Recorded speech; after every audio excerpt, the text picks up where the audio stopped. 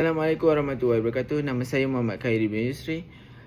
Nombor matrik saya CB250247. Saya merupakan daripada Seksyen 30 UQU 10702 Penghayatan Etika dan Peradaban.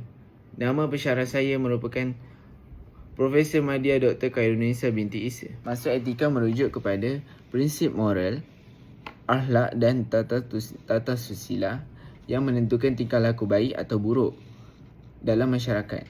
Peradaban pula ialah tahap perkembangan sosial, budaya dan kemajuan yang terlahir dan membina sesuatu bangsa di dalam sesuatu negara seperti Malaysia mempunyai pelbagai kaum. Konsep bagi etika ialah meliputi nilai, adat rasam dan akhlak yang membezakan antara perkara benar dan salah. Fungsinya ialah memberi panduan perilaku individu dan kumpulan untuk hidup secara bermoral. Bagi peradaban pula, peradaban bermaksud ialah tamadun atau kebudayaan.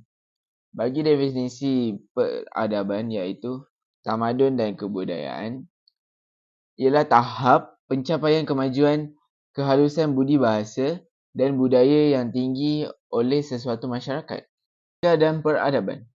Etika yang baik membentuk peradaban yang tinggi dan berbudaya. Peradaban yang maju memerlukan masyarakat yang mempunyai nilai etika dan moral yang kukuh. Di Malaysia, ia dihayati melalui sejarah prakolonial hingga pasca kolonial, iaitu struktur sosial dan biografi bagi memupuk keharmonian. Saya akan menerangkan tentang cabaran etika dalam media sosial dan dunia digital. Cabaran etika dalam media sosial dan dunia digital pada masa terkini iaitu Mac 2026 merangkumi pelbagai aspek tingkah laku manusia yang sering terabai.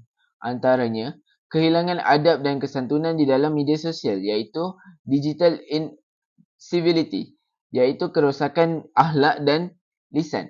Ramai pengguna media sosial bersikap kurang sopan, menggunakan bahasa kesat dan sering terlibat dalam perdebatan yang tidak sihat.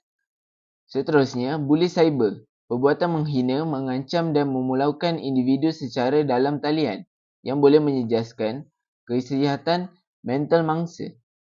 Akhir sekali, pendedahan aib, trend berkongsi kisah peribadi atau kesilapan lampau atas alasan kejujuran atau healing tanpa memikirkan batasan agama dan maruah.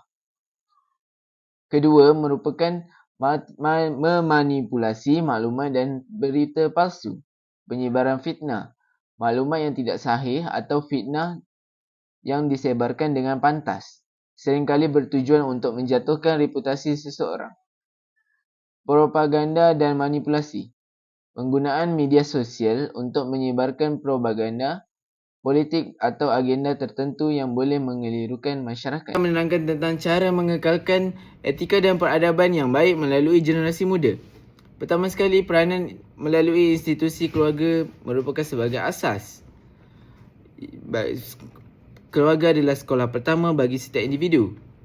Mencontohi tingkah laku iaitu role modeling yang berbanding hanya mendengar arahan. Pertama sekali, penerapan adab harian dan makan bersama. Kedua, pemantapan sistem pendidikan dan kurikulum. Sekian, terima kasih daripada saya Muhammad Khairi bin Yusri.